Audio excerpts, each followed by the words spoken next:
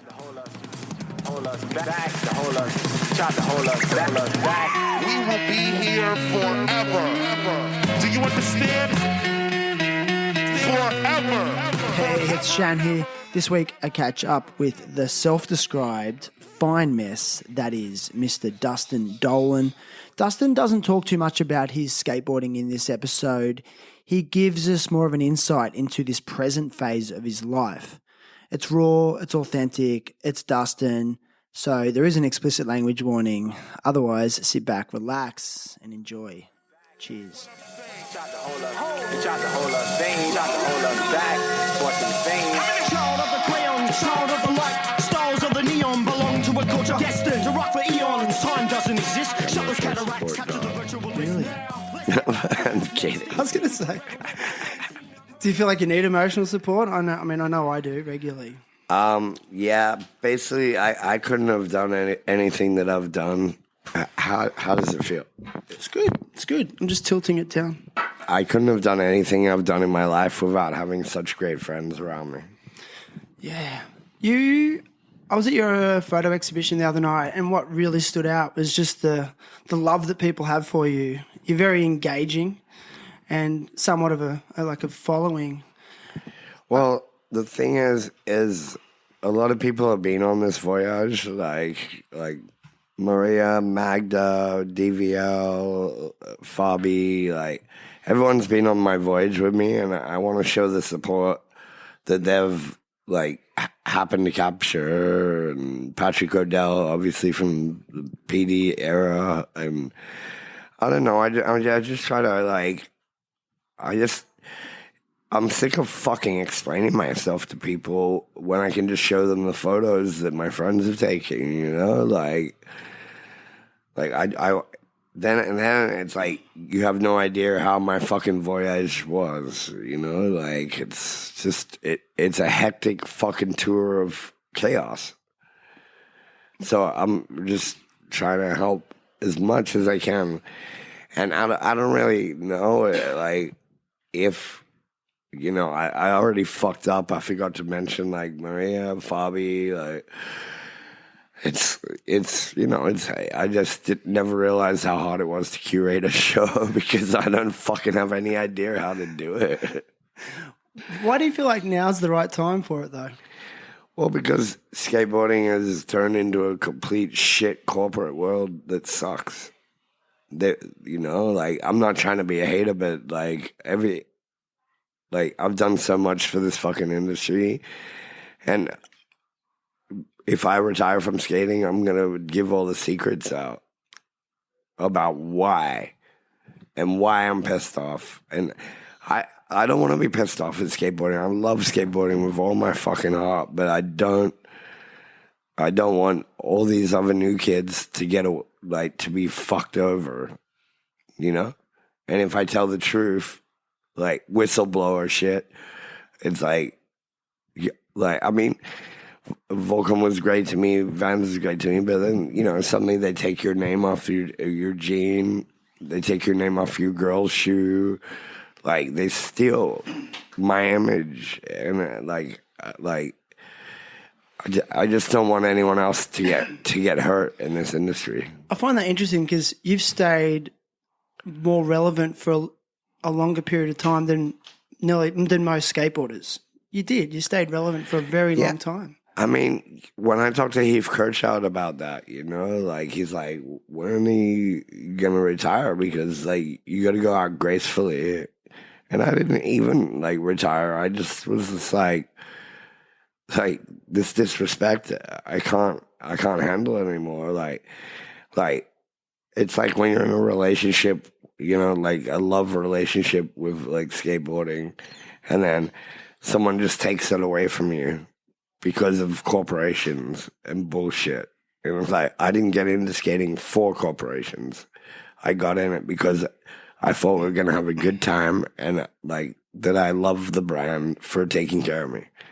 Once they give up, I fucking give up. Give us a summary of what the photo exhibition entails. What are the images portraying mainly?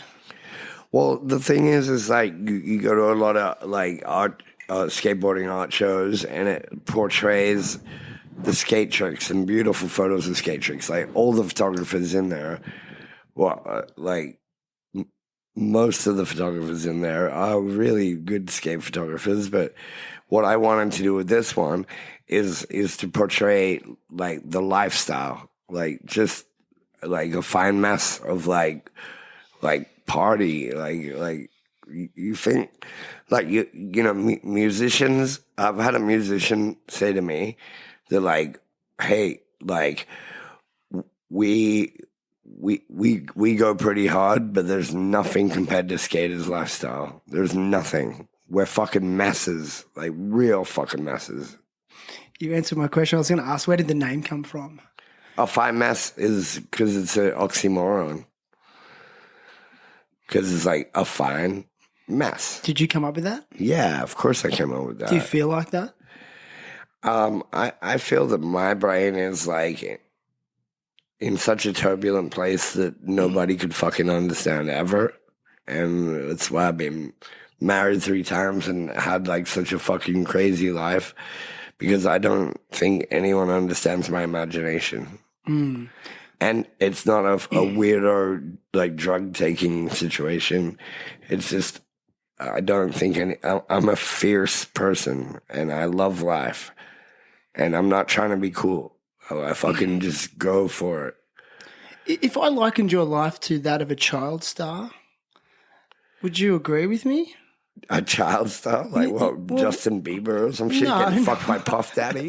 What the fuck are you talking about? Well, I mean, you've been in the limelight for a very long time. You're very recognisable.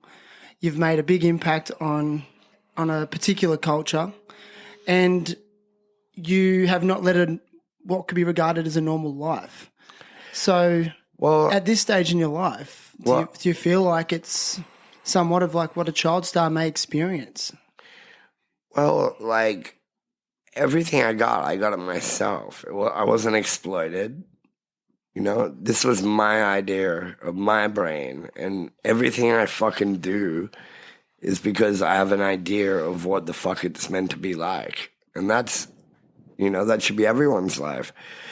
But as a child, like a child star, I wouldn't say that in any fucking way, because basically, I wasn't a good skateboarder when I got to the States. It's just I was with the right people that weren't exploiters or whatever, you know? Like, we're just a bunch of friends. Like, it's skateboarding, you know? Like, but, like, have I been exploited? I definitely don't think so. I think I invented the exploitation for myself. Okay. I invented my image and my life and exactly how I wanted it to feel.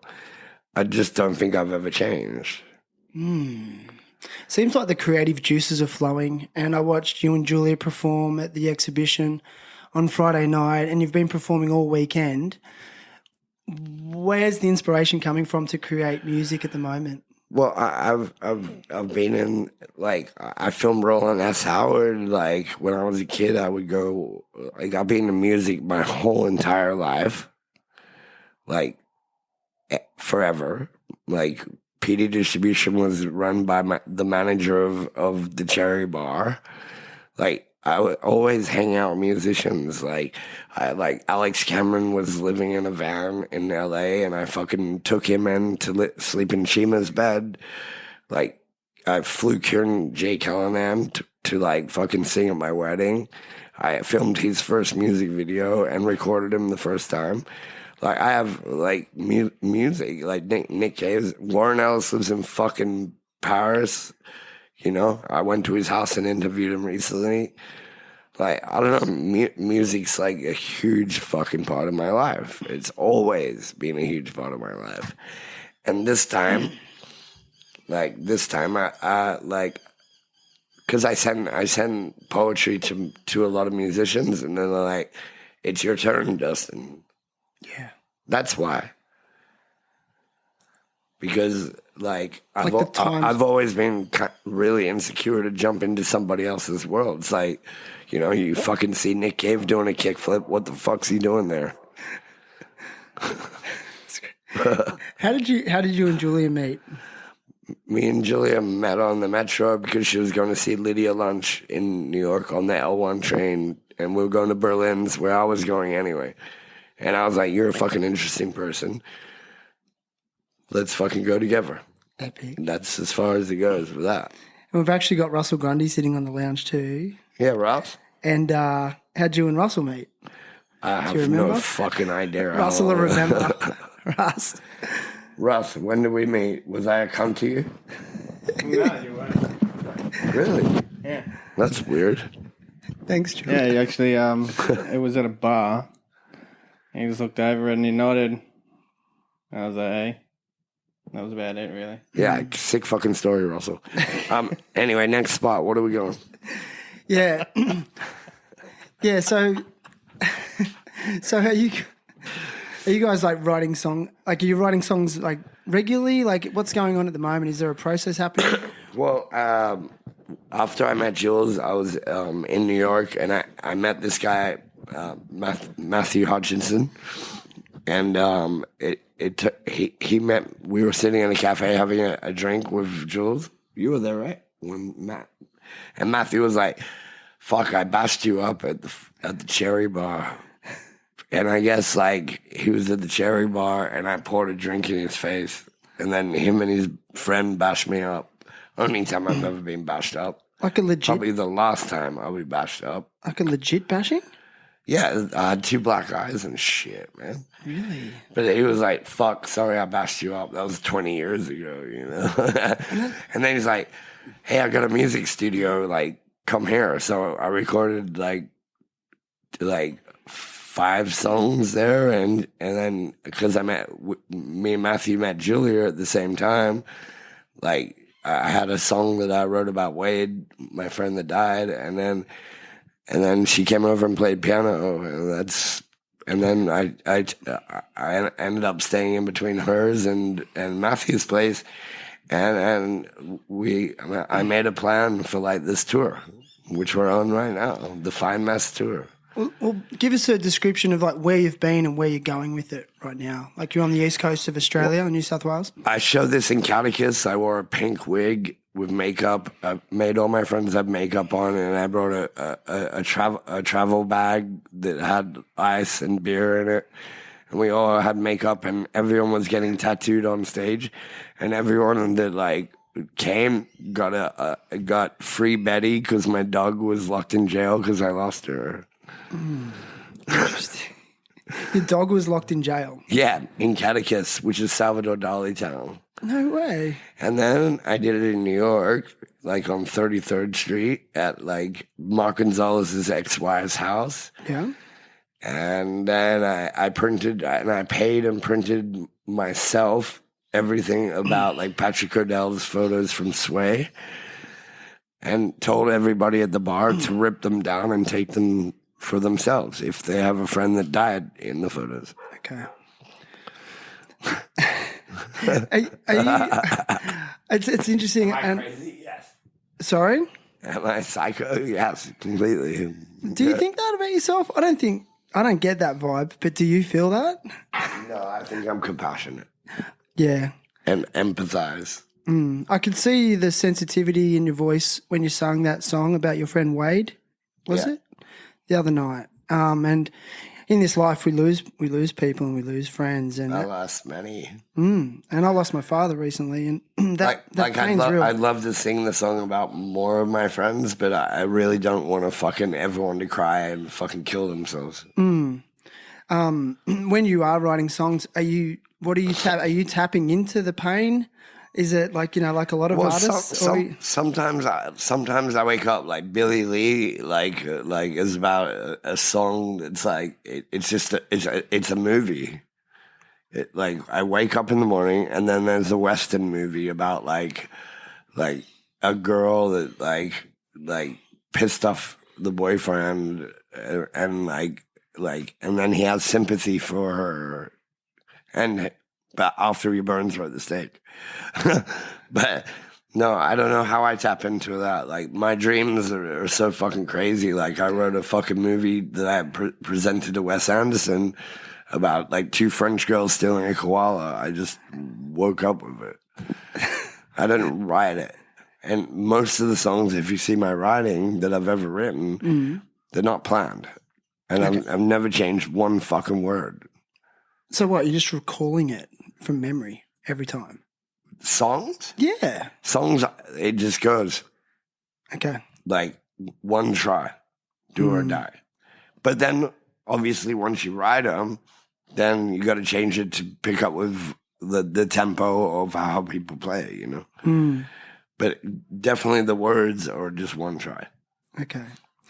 You know, you've traveled the world, you've lived all over the world, and how does it feel to be back in Australia? Are you feeling good? Yeah, this time. But not other times? Well, like, fuck, last time was Wade's funeral. You know, like, and the time before that, like, everyone was just being shit cunt. Like people weren't letting me stay at their house and shit. So that's why I've started to do a pub tour. Like, I stayed at the Shaky, the Henson, fucking Enmore. Now we're at the fucking Oak. Like, I just decided that, like, the managers of bars, like, where musicians play, are the best people on the fucking planet. Yeah. Wow, man. I guess. But last time, it was boring. It was fucked. Boring because I don't what? like half the people that I fucking knew before. I don't like half the fucking bars. Is that because, like, you... No, everything changes. But, I mean, if something changes, I leave. Okay. But, like, are you saying sort of like it's changed in a way that you don't like, or people have just moved on and they're doing different shit? Yeah, and also, like, half my friends have got kids, they got jobs, and, like, fucking, like... I mean, that's fine. I've always understood that, but it's just fucking... It's annoying when your friends don't have time to even see you when I flew all fucking 30 hours to fucking be here. Yeah. You know? But if some other fucking pro skater comes out, they go and suck their fucking dicks. Fuck that. Because you lived in LA for how long? I lived in LA for 6 years. 6 years. And then other parts New of the York, world. 3 years. And then Paris, 8 years. 8 years. Melbourne, 4 years. Yeah. 6 years, actually. Sydney, 17 till I left to the States. No, it's just like, it's pretty brutal when you come back and your fucking friends don't have fucking time for you, you know? I fucking understand it, but it just like, it's like, whoa. Does it feel like a forgotten feeling? Or... No, it's not forgotten. It's just, people just have bigger fish to fry.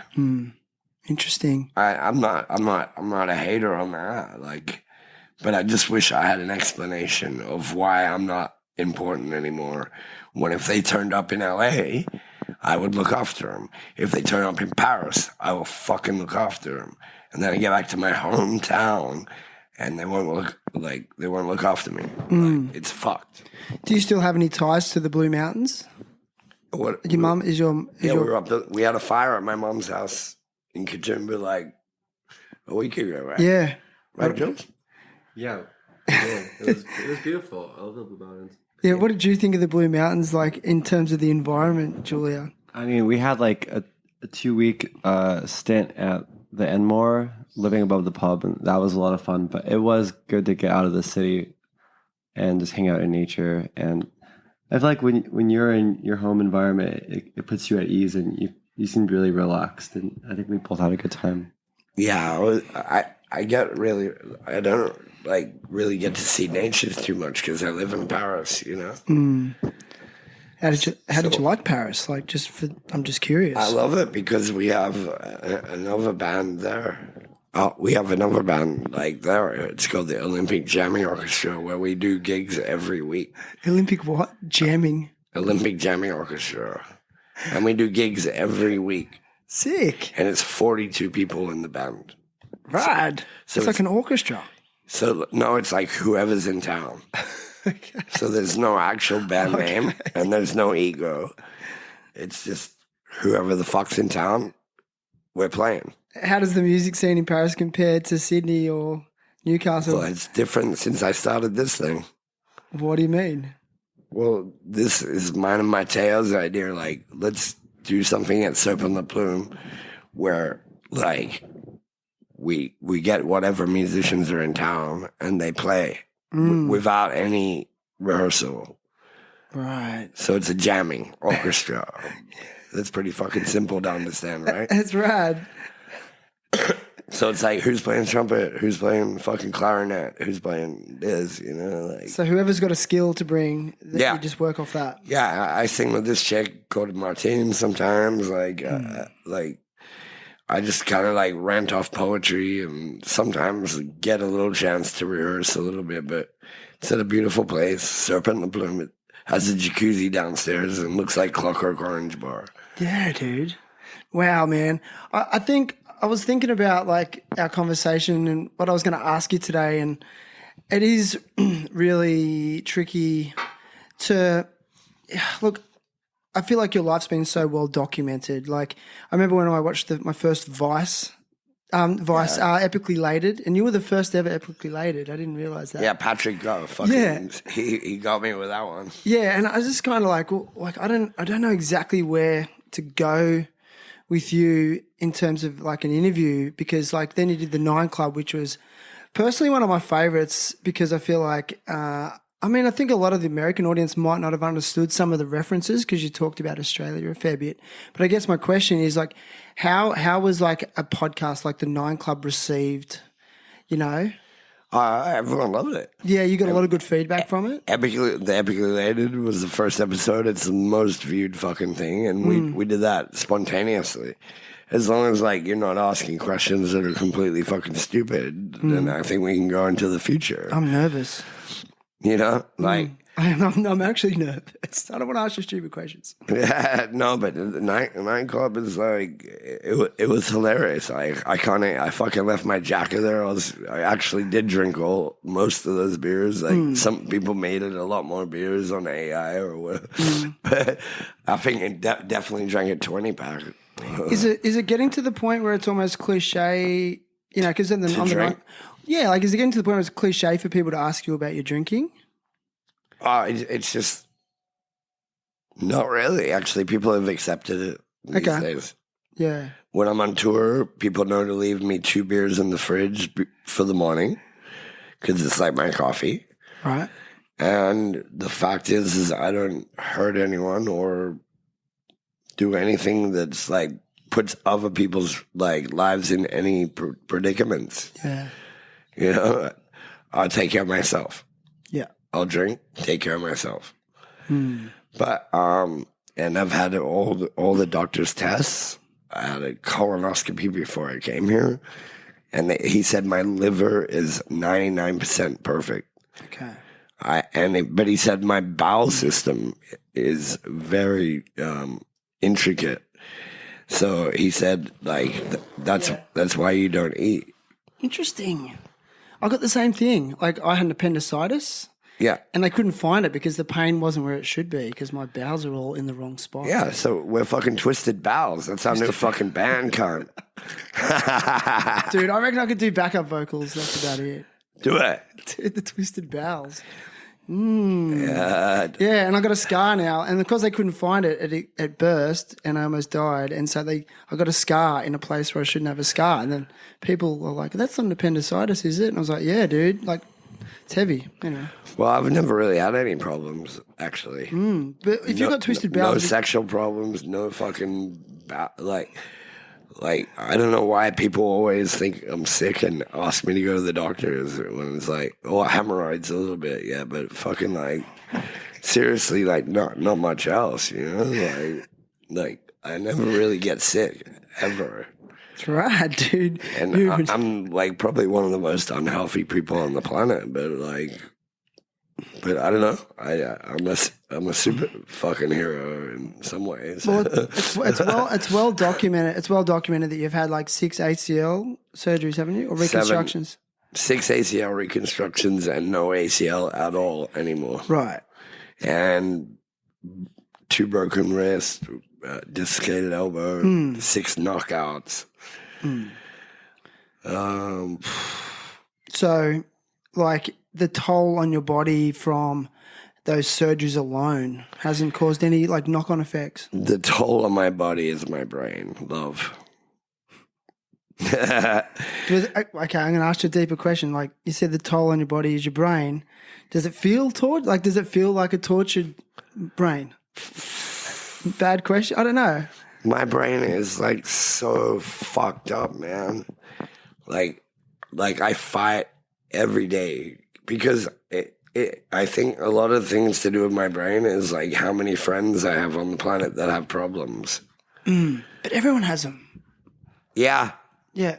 But do you have as many friends as I've got on this fucking planet? Probably not. That have fucking, like, I'm hearing like 3 friends broken up with their wives that I have to fucking deal with. Like, I have like multiple deaths, like, all the time. Like, does it feel like you're an empath? No, but I just feel like I wish I was like my brother that was an introvert and didn't have as many friends as I did.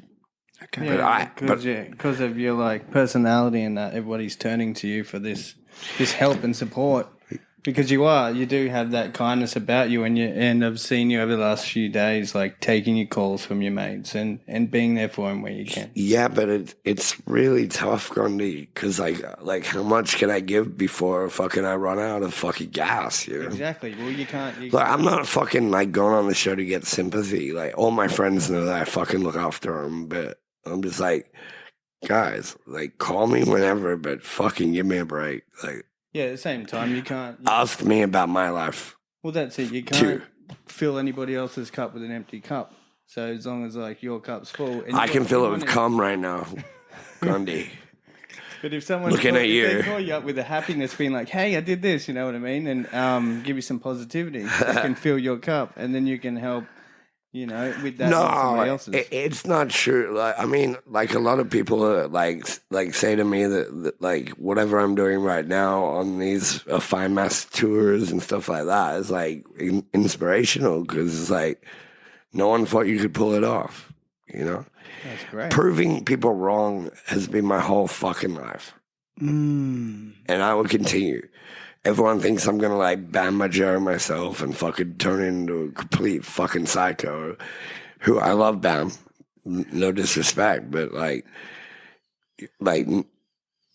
you got to keep it a little secret of what the fuck I believe in is art and music and skating. Yeah. And since the skating has gone out, I'll deal with art and music. What I think's great about this trip is it's just like. When people actually get to see it and view it, it's just so raw and spontaneous, like you're saying. Like you're writing songs as you go along. You're bringing people on from local bands. The music that's coming together is fucking epic. And when people hear this shit, they're going to understand. And it's nothing like anybody else has done. And that's a hard thing to do with anything creative. Well, it's about individual. It's about the future, Grundy. Like it's like. Because most bands are so fucking stubborn that they won't work with other fucking bands. It's like, what the fuck? That's just ego. Jump on stage, you egotistical little fucks, and then come with me on this fucking ride. Like it's a magical mystery tour all over again, I swear. No, it's like the bus tour, the magical mystery bus tour, yeah. But, I mean, this is just the beginning, you know? Like, this is like gonna turn into a fucking music festival, and like with all the artists that I've gathered up as friends over the years, they do believe in me. And the music part is like, as I said, I don't want to step on anyone's toes, but I do write pretty nice poetry, and I am fucking going for it. So fuck it. And you are not stepping on anyone else's toes. What you're doing is completely unique, completely individual. Like nothing that anybody else has seen or done before, and you're doing you, Grundy. And that's the best part. Could you get out of like a condom before you suck my dick, motherfucker? I'm just saying as I see it. I'm just saying as I see it. No, I'm cute. an onlooker. You know I don't take compliments too well. Yeah, but you don't. Do you plan on staying in Australia now for good? I don't know. That's something you've got to ask your wife. I don't have a wife. I'm divorced. Okay. Another one. How many times have you been divorced? That's my first one. All right. Well, step into the It's my first rodeo. 3, and it's a magic number. Yes, it's 3, and it's a magic number. I'll be straight. I mean, I virtually. You will almost never had be a- straight. That's why you're divorced, because you're gay. well, maybe, but I almost had a nervous breakdown. Really? Yeah, it did. With one of your 3 divorces, did that ever occur? Like, What? I fucking went to Paris to drink myself to death. okay, you weren't living there with your wife at the time. No. Okay.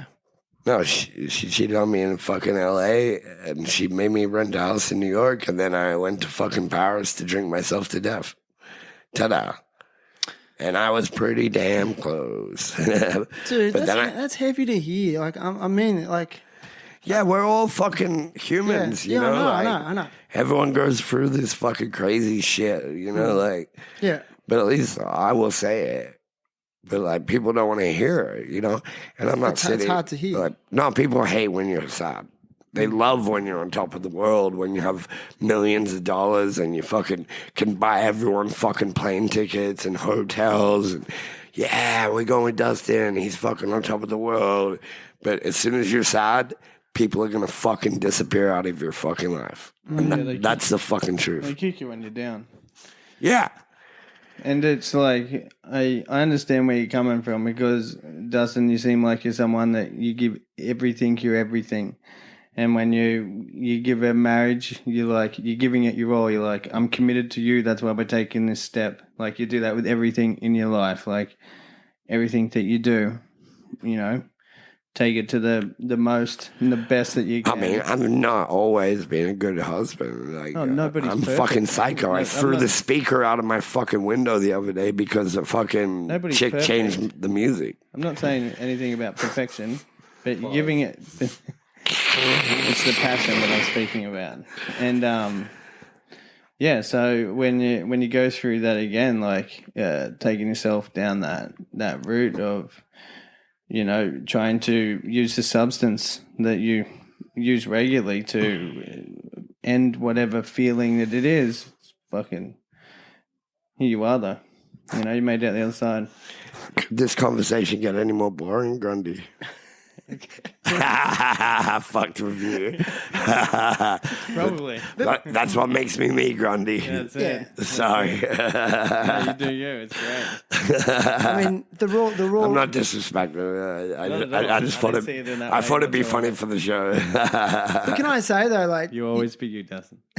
Yeah. going back to what I was saying earlier about, like, you said, like, helping your friends and sort of like being of service to them, you know, when they're going through like tough times. Does that do something for your soul and help you heal? I mean, Maybe. I don't know. Like a lot of people tell me to stop caring about like everybody, you know, but it's just an impossible job for me to do. Like if one of my friends is sad, I cannot not care. Gotcha. But does it take a little piece? No. What takes a little piece is like fucking like weird fans that just want a photo that they don't want to like if they want to sit down and talk and like have a nice conversation, I love them. But if it's just like a photo, you know, it's like, hey, don't you want to know something about me if you fucking respect me? You know? Yeah. It's just about. Yeah, that's what it's about. But if you're asking the question, if it takes something out of my soul, yes. Well, no, not take from your soul. I feel like it could nurture your soul because you're putting someone Do you mean, else's. do I feel good if I help someone? Yeah, like you're putting their needs ahead of your own. If they listen. If they listen to your advice. Yeah. Okay, If they don't, then I feel worse. got you. Because I'm like, okay, you didn't listen. I wasted my time talking to you, and you didn't listen. Thanks. Your effort went unseen. What a fucking like waste of time. It's I interesting. can't stand it. That makes me try to go back into angry Dustin. Really? Like, I want to also ask you, like, over the course of your life, especially like the last 20, 30 years of being like a predominant skateboarder, culturally significant, do you feel like people always want a little piece of Dustin? They want their photo with you. Like, does that get tiring? Like, just for someone who's never experienced something like that? Yeah, but that's why I had so many opportunities to become a way bigger celebrity, and like when I saw bigger celebrities, I was like, I do not want to live that life in any fucking way. Okay. Like I just made it. I'm like a B grade celebrity, you know. I'm like just under the borderline. Like I know way more powerful people, but I'm not recognized as like how other people want to be recognized. Like I played the game a little bit well, where I have my privacy a little bit, Yeah, gotcha. and I never wanted to be any bigger than exactly what I am right now. Wow. So you got to glimpse at the other side and you didn't want to go there, whereas most people don't get to see that. The average person doesn't get that look. Well, I mean, like I can call out celebrities that have been around, but I'm not doing that on this shit.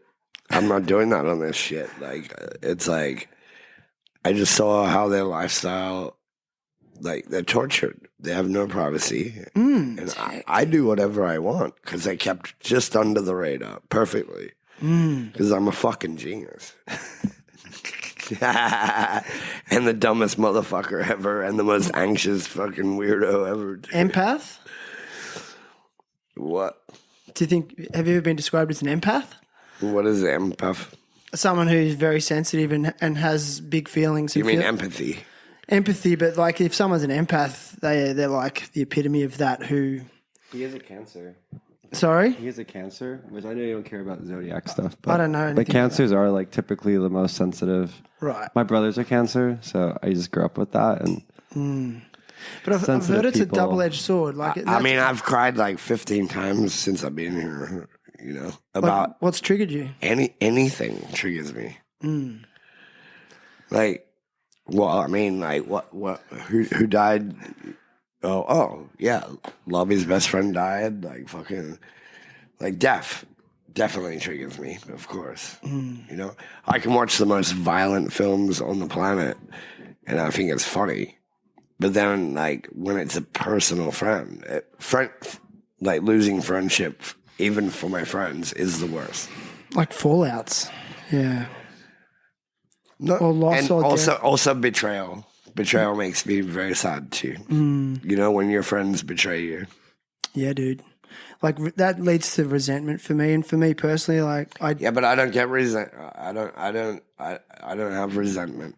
Really, because No. that's my biggest battle in life. Because I try to understand why they do it, and then I try to self-reflect on how I can fix myself to make sure that they don't do something fucking bad again to me. Yeah, because I know for me personally, like if someone hurts me, I'll ruminate over it and resent them, and that resentment, and that will make me physically ill because and I just letting it go is one of the biggest challenges I ever face. I don't know if you feel that. I don't like the guy that like my wife went and slept at his house, and then I went to a picnic and he was there and I kissed him. Okay. On the lips. And I was like, thanks for stealing my wife. Bye. Bro, man, your raw honesty and authenticity is like no other, man. It's amazing. Yeah, it's a true story. Yeah, I know. Well, I just like truth. I know you do. Yeah, I think that's why you're so engaging to people, bro. It must be.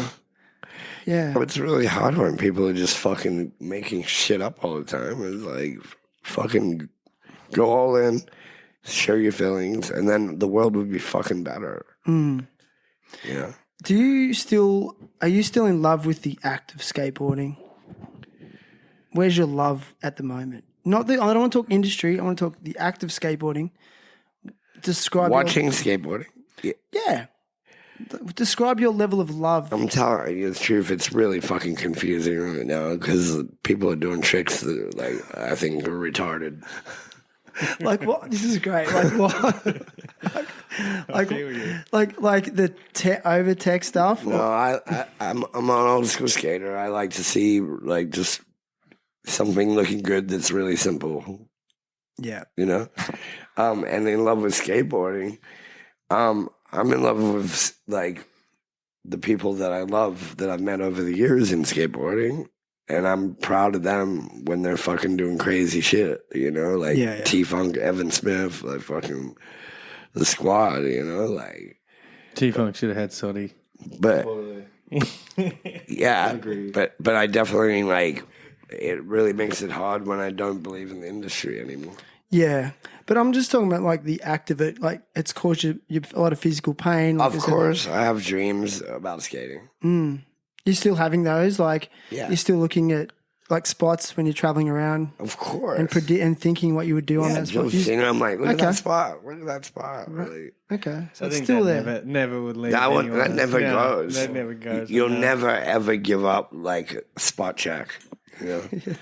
But, like, then it goes into my brain, like, which skater could skate this spot that would make it look sick? And then you're like, fuck, I miss that person, you know, like that's the tough part. Yeah, but I love skating. I always fucking will. Of course, it's been fucking 30 years of my life, but it's dangerous for me, you know. I'm a fucking older guy, you know, like, and like I've had so much surgeries, and like I haven't worked out or been to the gym for it. I mean, actually, I went to the gym before I got here, like a little bit, you know, but for the stuff that I would want to do, like the crazy shit. And my brain gets too excited, so I'm like, yeah, I got this, the craziest thing straight away, you know, and that's fucked because I'm going to fucking hurt myself. Yep. So, because my brain was always better than my skill. But your approach. I don't know. You seem to hold on. You keep it underneath there. The approach. Yeah, but when I was training, like when you're like, snorting speed and going to the skate park fucking every day, like, training. I like it how that's training. Like, can I ask though? Like, has actual like physical training was that part of your pro career? Has anyone ever asked you that? Like, would you actually work out? I've had 7 knee surgeries. I've been to the gym 1,000 times more time than But that's rehab. That's rehab stuff, right? No, I wasn't training. I enjoyed skating at the skate park, of course, because I was better than a lot of people. And that was fun. It was just showing off. Yeah, dude. What do bands do? They show off. That's true. It's like, yeah, we killed it. It's just all... Like how Frank Zappa described it, like the guitar solo is just a blowjob from the girl in the front of the fucking band. Wow. I guess it is. I don't know. I guess it is. Never heard of it that way. Yeah. Like the girl sucking her dick that's in the front, like, I'm going to get a blowjob off this chick at the front. Most people join bands because they want to fuck girls. Most people that are skateboarders want to get away from their fucking girl because they want to go on tour and fucking hurt themselves. Like, it's just, it's all a conundrum. It's all going to go back in the same cycle regardless. Yeah. Most people in bands were skateboarders, or their kids skate, or fucking blah, blah, blah. Their girlfriend used to skate, or fucking whatever. Yeah. You know, it's just like skating is in the middle of everything, fashion, music, and fucking art, you know, like, and it sucks because we're all stuck in this fucking weird little bubble that makes everything cool on this planet. Yeah. And what's cool? What's cool? Next spot. Do you miss being in the tour van? I always, but I'm in a tour You're van. like, is this like almost like recreating being on a Yeah, maybe I fucking created this so I was still in the tour van. Yeah. Of course I miss a tour van. It's my fucking house. But I was going to say, you probably spend more time in a tour van than any other skater. But that's probably the idea of it, you know? Like, it's like, fuck, I need to get back in the van. Van life. Van life's the best life. Fire it up. Dude. So what's next from Newcastle at the moment? You're going to keep going up the East Coast? We don't know. We're going to go record Aussie Riot interview. Sick. Coffs Harbour, maybe? Brisbane? No, Lennox Head, I think. Lennox Head? Nice. Maybe Melbourne We're eventually. we're gonna go record Aussie Right and maybe play with the Goons of Doom That would be sick. because Aussie's a good friend of mine from a very long time, Rad. like since I was 17. He just did an art show with Marty Baptist. Yeah, It looked epic. Canambla or whatever. Bangla, I think, yeah. Yeah. But anyway, that's next up. We're Let's recording finish this tomorrow. fucking interview. We're recording tomorrow. Are you really? Yeah. So, like, what are you doing? Like, how many songs? We're recording maybe like 2 songs. One of the songs that we wrote at the Enmore in Sydney. It's called Fun. Okay. Yeah. Nice. Yeah, we're recording Fawn. It's his friend called Gareth. And so is Riley, our production manager. He's gonna sing a song. I keep torturing him. I'm like, dude, I'll pay for it if you record the song. And he's being a little cunt. Dustin and I made a music video when we were in Sydney, like in a day. So everything's kind of been on the fly, and we've just been making stuff while we've been on tour. Okay. Like, sort of like lo-fi sort of production? A little, you can call it lo-fi, but Well, it's sick. when it comes out and it's edited, It's punk. everything, It's pretty- like old pretty sick. Australian style punk fucking video clips. I mean, my favorite music videos have always been like more lo-fi. Like anything that's too high produced, it kind of loses me, or it feels like a record label is like giving you a budget. And as soon as you feel that, you're like, okay. Sometimes the music, if it's like certain kinds of music, suits a high production, so I respect that. But like if I made the music in the day in like a practice studio, then the music video should reflect that. You know. We made it in 2 days, so it worked. That's right. Anyway, what's the next question? Well, I don't know, like how you're feeling. Like I was like super excited to catch up with you guys today, and I just Oh, thank you. yeah, and Thanks it's for having me. you know, and like you did have such an impact, an impact on me, and I remember. I think everyone, it's like a lot of people I speak to, they've got Dustin memories from when Dustin was a kid in Australia, especially because like I'm 48. And so like my age range, like everyone's like, it's like Dustin memories, like kickflip indie Dustin. And I was at Newcastle, the new Newcastle skate park, and I had an image of you at the old Newcastle skate park back in like 1995 on a koala tour. Remember Koala Distribution? And you I like, get around. with Andy Derrick. I get around. And he did a kickflip indie grab over the fun box. And I was like, I yeah. get around. Kickflip indie grab. Does that get brought up a lot, the kickflip indie grab? It's not an indie grab, as Phelps would say. It's a kickflip frontside grab. I don't know why Phelps had a really big problem with that one. Okay. Kickflip frontside grab. Okay. All right. Depends if you're going backside or frontside. But yeah, I think we're going to, because we're filming a documentary, we're going to go meet up with, Earthboy tonight. Epic. And then Hermitude when I get back to the mountains.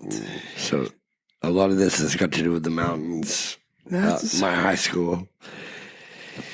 And hopefully we could go see Wandering Boy Guitars and, Jack Tollington and, I don't know, just trying to keep on track of catching up with everyone like anyone does when they come to another country, I ain't here to fuck spiders, mate. It's true. Well, I know. I think we might leave it there unless there's anything you want to end on. Give us some sort of farewell. Shout out to love and patience and empathy. Please. And drink up and be safe.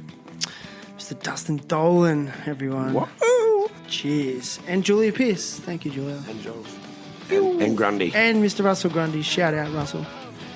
Bring it to you guys. I'm like, I don't want this cement, dog.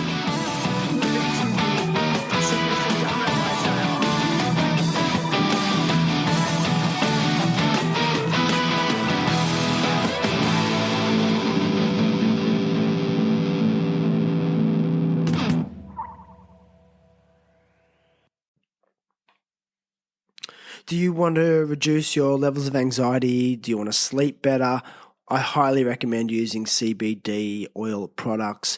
I've been using them for years and it has done so much for me. It just feels like it's bringing my central nervous system down. It really helps me reset if I'm going through a period of like high stress or anxiety.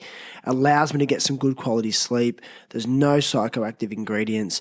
I've been working with Crush Organics for years now, and I can definitely stand by the quality of their product. If you scroll down into this episode's show notes, you will see a link there. Click on that, you'll get an automatic 40% off. You'll be supporting THT. Alternatively, you can use code THT at checkout, and that will also give you the 40% discount. So get onto that CBD oil.